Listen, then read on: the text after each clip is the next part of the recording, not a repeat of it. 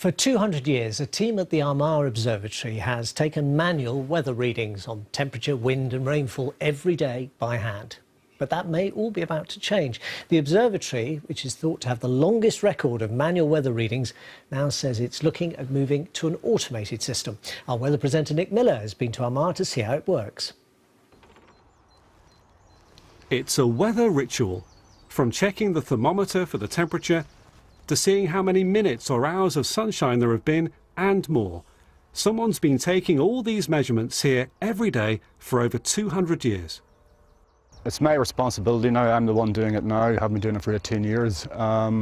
These are just as accurate as digital thermometers, and there's no significant difference in them, really. So the old way is as good as the new way, really, you know. An automatic weather station will provide more data more often and ensure the record goes on if someone can't be found to follow in Shane's footsteps. And what a record it is, with those first readings still stored at the observatory. Wow, you've got some history there, haven't you, Michael? I certainly have, yes. These are the first readings of weather here at Armagh Observatory. So this is the first sheet of measurements. It goes back, you can see, 27th of December 1794. And very simple measurements with just three things. It's the inside temperature, the outside temperature and the barometer. And this was the start of measurements which have been going on ever since, every day here at Armagh Observatory. Shane, you've been doing this every day for 18 years. How do you feel when you say goodbye to this? Well, yes, it'll be a nice Saturday morning when you don't have to get up and come up and stand on top of a hill and get rained on and the wind blows you around the place. And that's seeing the bright side from a possible end of an era. But for now, the last page has yet to be written on this exceptional piece of weather history. Nick Miller, BBC News, Armagh. Well, with me is our forecaster Sarah Keith-Lucas. Sarah, it's been going for 200 years. I mean, they've kept it going an awfully long time. Why have they stuck to it so long, and have the things they're measuring changed?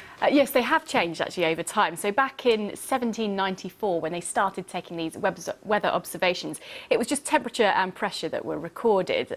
And funnily enough, temperature inside and outside the building, and it was often warmer outside than it was inside.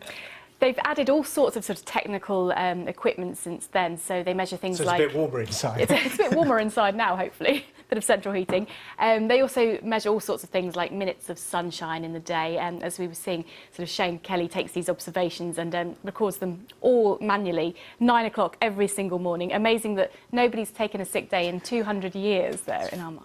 So, it's a good job we don't have to do it here, isn't it? Isn't it? I mean, is there a point of moving from manual to automated? Because lots of people say, oh, you know, everything's being automated, we're losing so much by doing it. But is there a kind of concrete benefit, apart from the fact they might be able to have a lie on occasion? Yeah, that's true. Well, it's man versus machine, isn't it? I suppose both things could break down. So if you go to automated systems to record the weather, they could break down and then perhaps it could take a couple of days to get all the data fixed. So there is a risk that if we switch to automated, that perhaps this long 200-year record could be broken. Which would be what's more reliable, yeah. man or machine? And also, actually, us weather forecasters rely on manual observations a lot more than automated observations, because that might surprise people. Yeah, we trust what the eye sees a little bit better than what a machine records.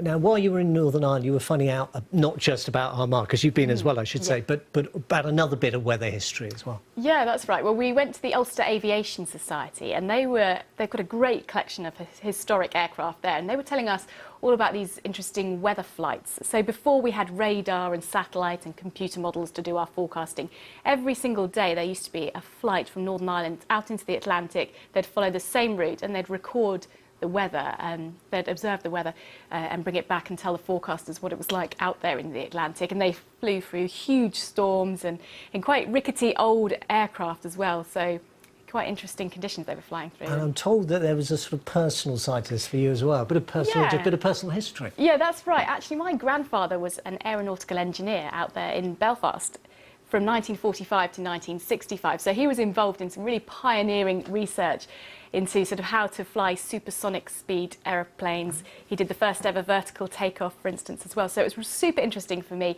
to go out there and see a bit of his history. And I actually got to see one of the planes that he designed at the Ulster Aviation Society. Fantastic. Well, I'm sure he'd be very proud to see how all his knowledge is being used to this day by you. Sir Keith Lucas, thanks very much, and thanks for telling us that.